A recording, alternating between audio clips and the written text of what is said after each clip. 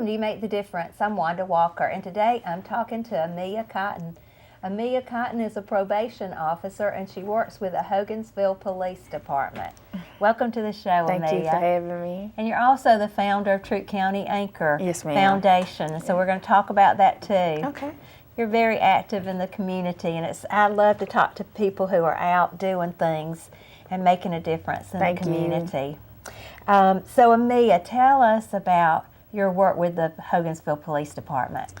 Well, I'm a probation officer with the city of Hogansville, and I work very closely with the police department. I'm actually downstairs from the police department, but I've been a probation officer now going on about 3 years, and I patrol the city of Hogansville, and we work together as far as working with my probationers and all that good stuff. Yeah. And what's that work like? Tell me, like, in a typical day, what would you do? A typical day is I have people coming in and out, reporting, making payments.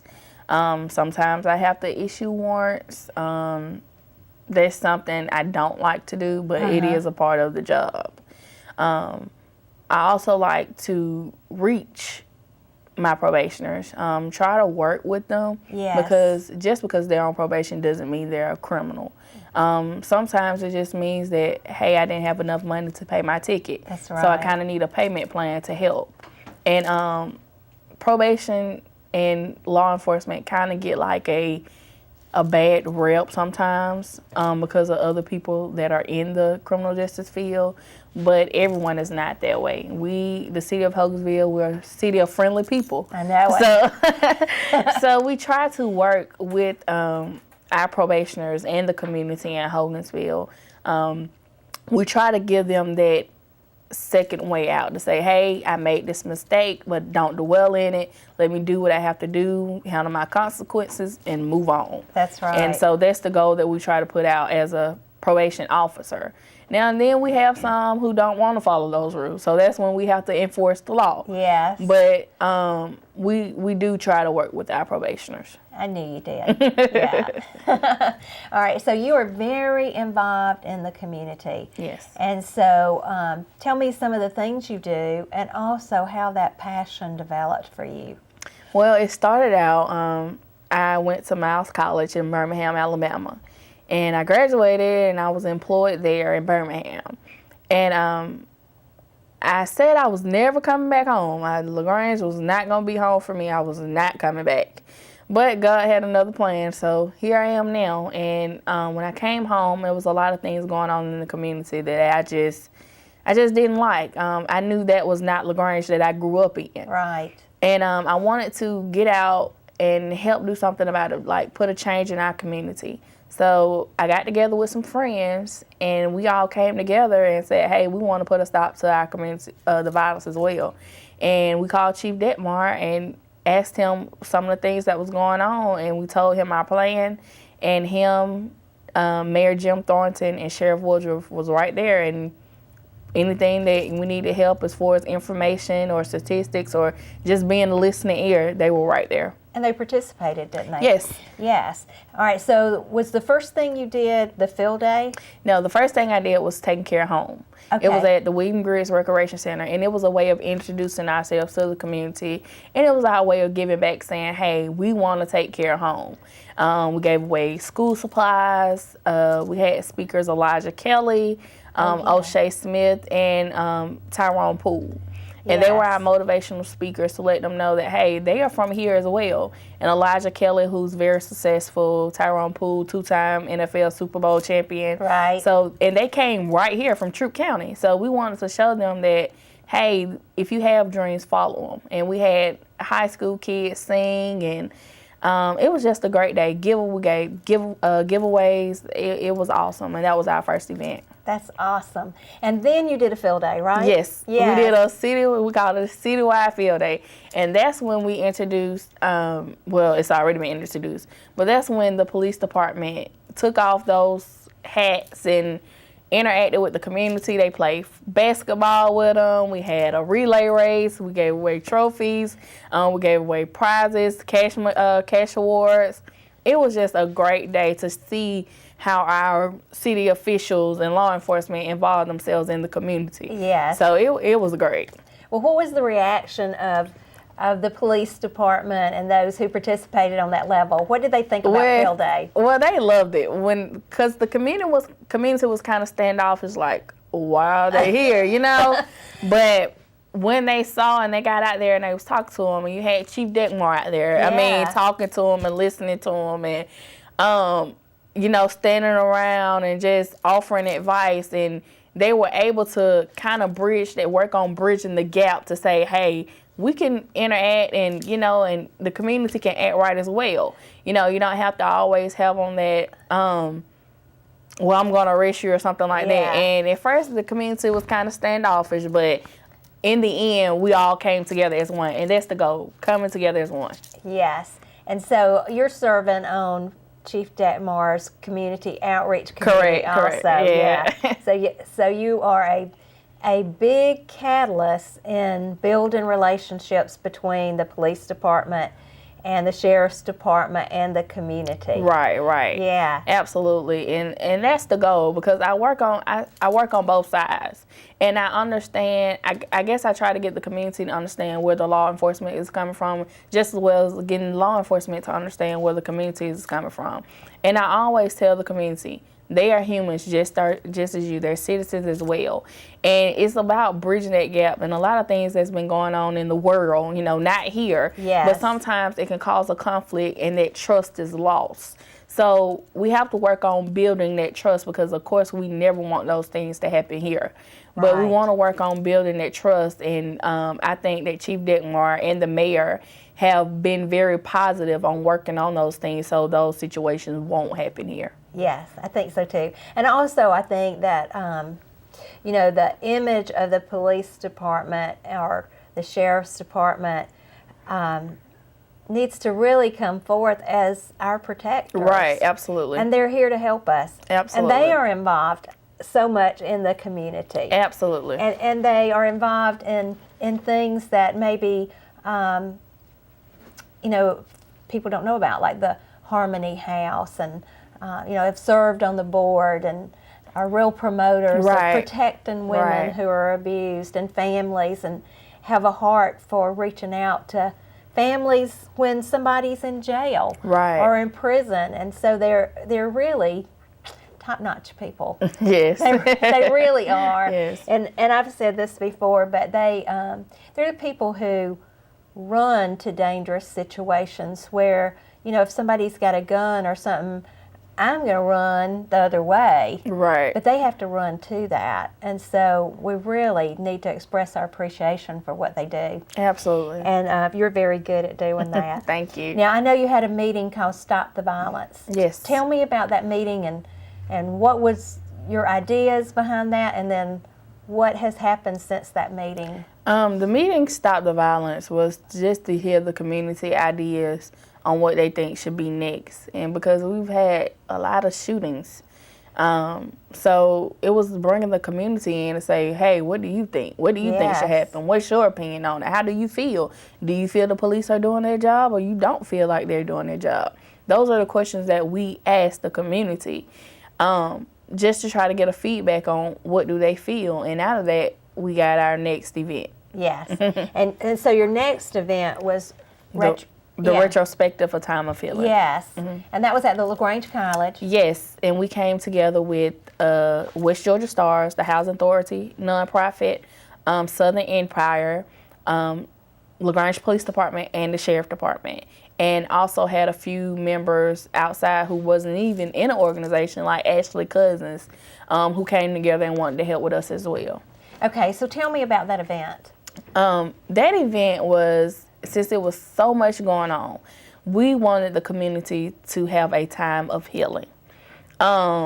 Just for things that, like, we showed a video, and it was 3 videos. One was a mother who lost her son due to violence, which was very passionate. The second one was a person dealing with domestic violence who finally said, I want to get out. And then the third one was a teenager who was shot at an innocent bystander, shot at a graduation party. And some of them felt that the police did do their job. Well, on the other hand, one person, she felt like they did not. Yes. And we wanted to show all those to say, hey, these are some things to learn from, because everyone don't think law enforcement is that great. Yes. Some people have negative vibes as far as dealing with law enforcement. And we wanted to put that out there to show that everyone is not right. Everyone doesn't do things right. But we can learn from each other and learn from our mistakes and learn how to work together. Yes. So that was our goal. And our speakers, we had Kit Cummins, who was awesome. He's over the Power of Peace Project, who works very closely with us. And he reaches teens and gangs. He's been in the jails. He's been all over. And he reached them on their level to bring them back up, to let them know, hey, you can be positive and you can still make your dreams come true. Now tell me more about Kit Cummins. Where's he from, and tell me about his work. Kit is from Atlanta. He came here, I met Kit through a drug court graduation. He was here speaking there. Yes. And so that's how I formed a relationship with Kit. And he's had the Power of Peace Project for a while now. And what he does, he goes all over the world. He's been to Ferguson, Baltimore. I mean, he's been everywhere dealing with violence and police brutality. And he's a phenomenal speaker. Yes, he is. He makes them sign a peace treaty in the jails to basically say that I want to be better, I want to do better, I want to overcome this. Mm-hmm. And his way of speaking and getting on their level and attaching himself with them, saying that, you know, I'm here, I hear you, I hear your cry, and I want to work with you. So he's very good at what he does, and we're going to be working soon with a lot of more other projects with him as well. And what's his background, his personal background? His personal background is basically speaking with youth. Uh-huh. He started out, he has a wonderful story as well. Yes, that's what I want you to tell me. Yeah, he started out, I think, as a preacher, Yes, if I'm not mistaken. he did, yes. He started out as a preacher, and things happened. Life took over, life Right. happened. And he went through a few things as far as divorce.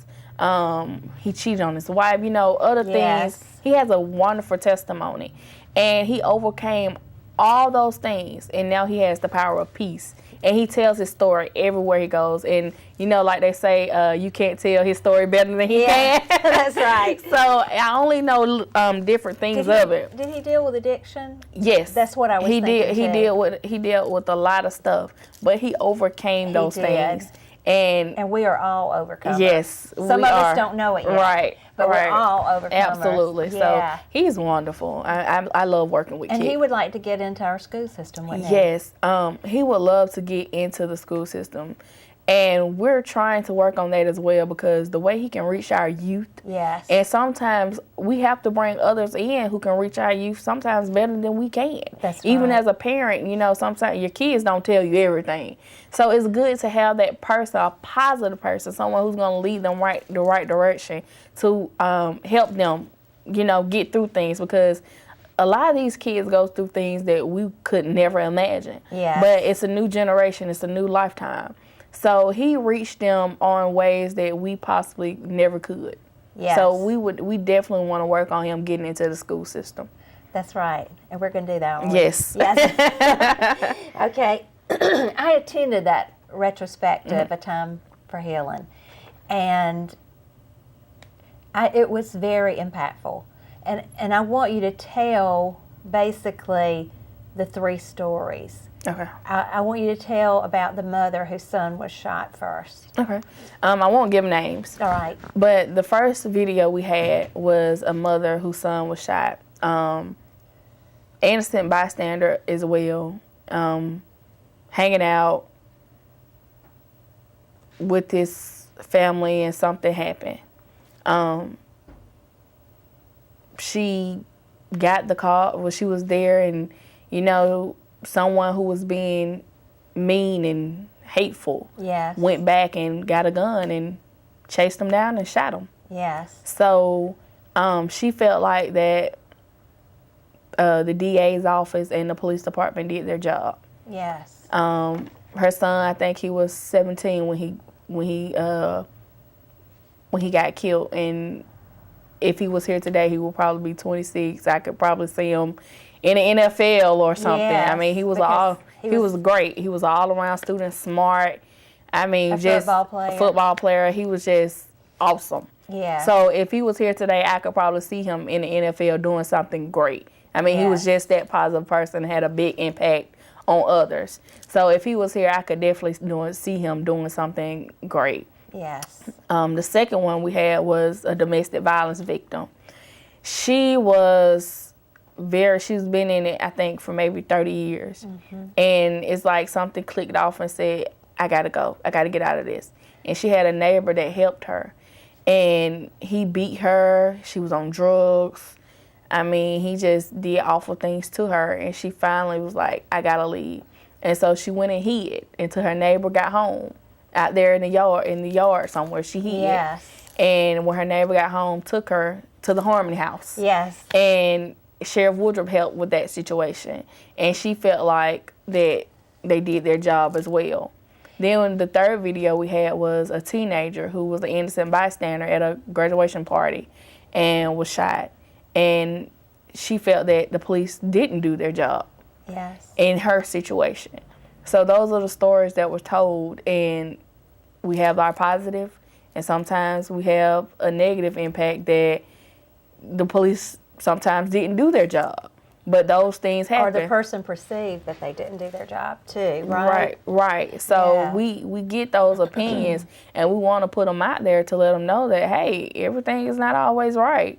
And at that particular time with that issue, she didn't feel that that was right. Yeah. And those are things that we need to listen to, because if we're always hearing the positive and we're thinking everything is great, where do we learn from? What do we learn from? How do we move forward? So I think her statement was great as well to be told. Her story was very, very phenomenal as well. And also, you can do some follow-up. Yes. Yeah, when you know that somebody isn't satisfied, you can do follow-up to see why, and also to see if you need to do something else. Absolutely. And it's all about learning from each other to do things better. And there's nothing wrong. You can always learn from someone.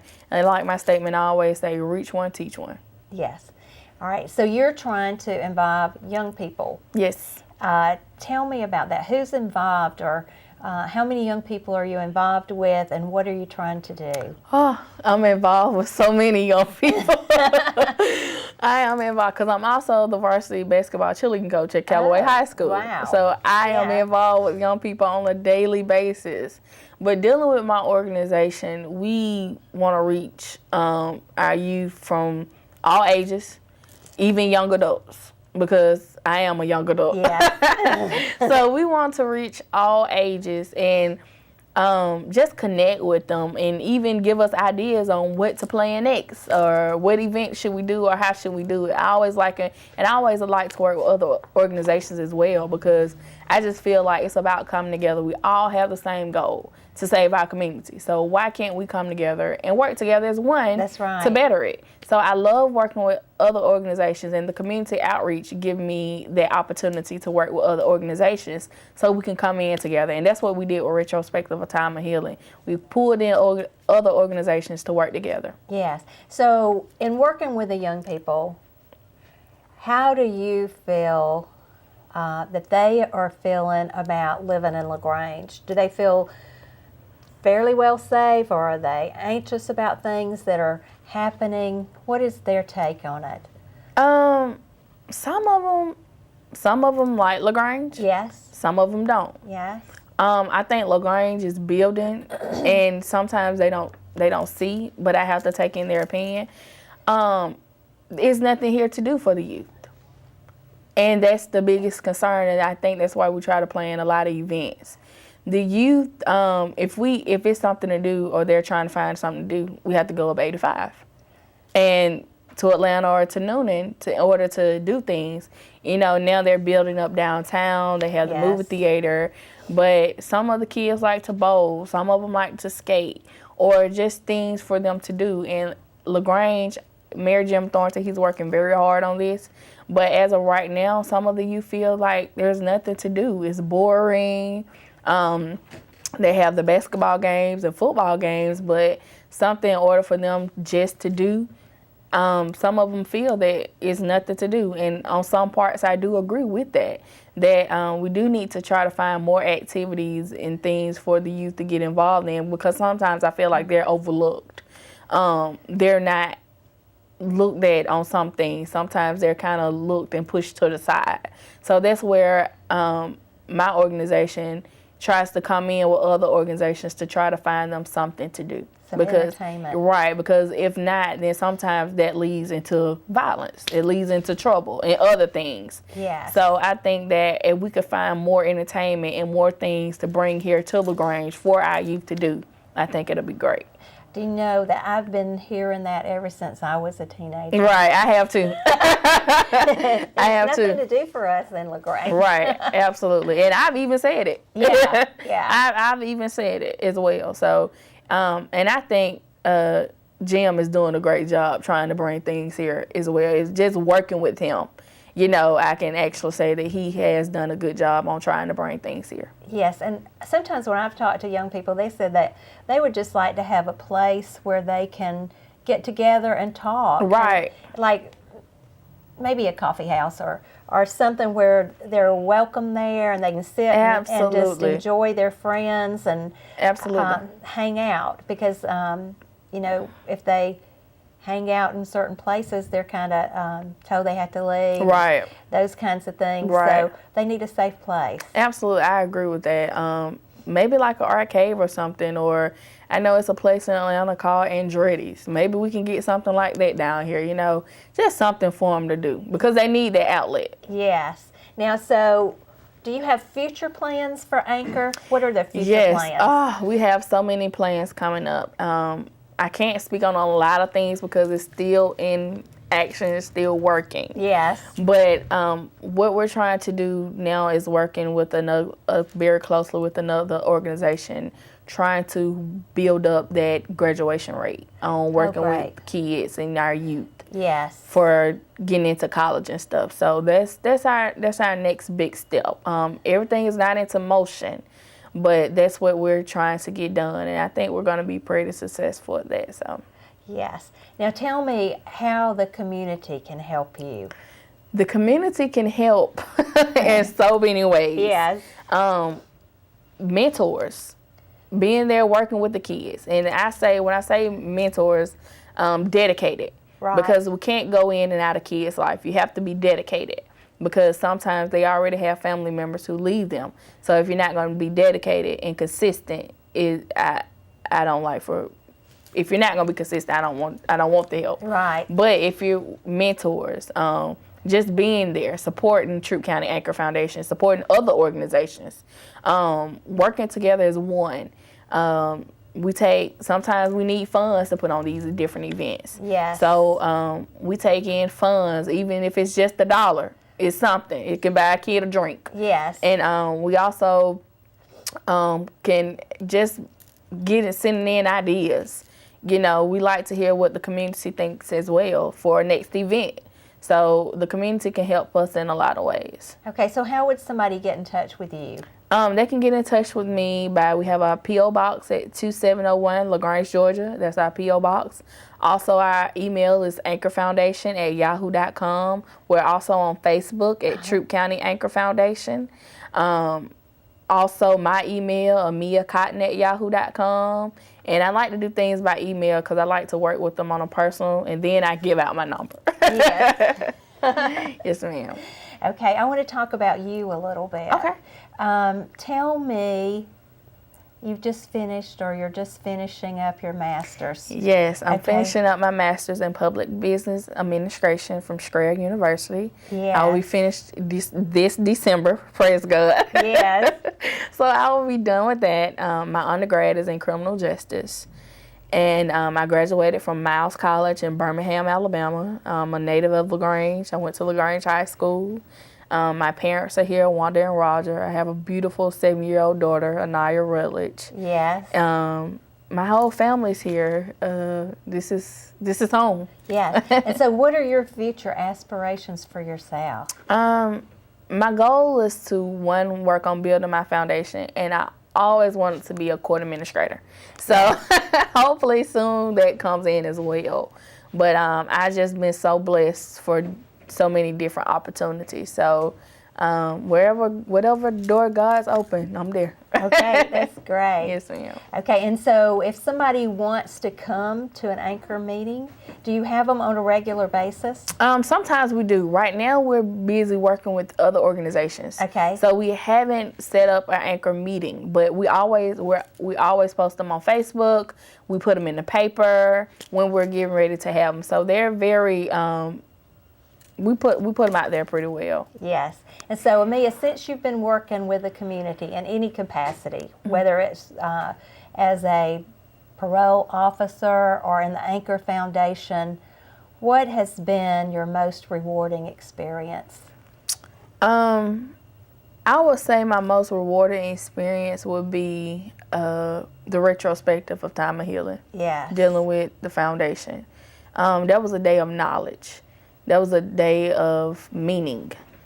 That was a time of healing. Yes. And out of all the events that we have put on, I feel like that was the most successful one. I mean, it even touched me. We also had defense attorney Jackie Patterson, who spoke and told you your rights. Yes. And dealing with different things in law enforcement, telling you how to conduct yourself as well. So it was a day of knowledge. It was a day of learning. And I feel like we're never too old to learn. So that was the most powerful thing, most experience that I had dealing with both. And how did it touch you? It touched me especially with the videos. To see a parent who lose their child, due to senseless violence. I could never imagine. To see an innocent bystander who was shot just after completing a successful thing, High school graduation. High school graduation. Mm-hmm. And then to see a person who's dealt with domestic violence for over 30 years. Yes. That's something I could never imagine. Yes. Now, having worked with youth, what is something that you would want to share with parents of youth? I would say parents, get involved with your children. Go up to the school, see what's going on, be in their business. See what issues they have, talk with them.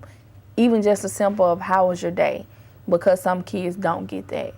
So I would say parents, be involved in your children, right or wrong. Be there for them. Always be there, let them know that you're here no matter what. And I would just say be involved, especially in the schools, be involved. Yes. Well, thank you, Amia. Thank you. You've been an excellent guest. Thank you. And thank you for watching You Make the Difference. And remember, you truly do.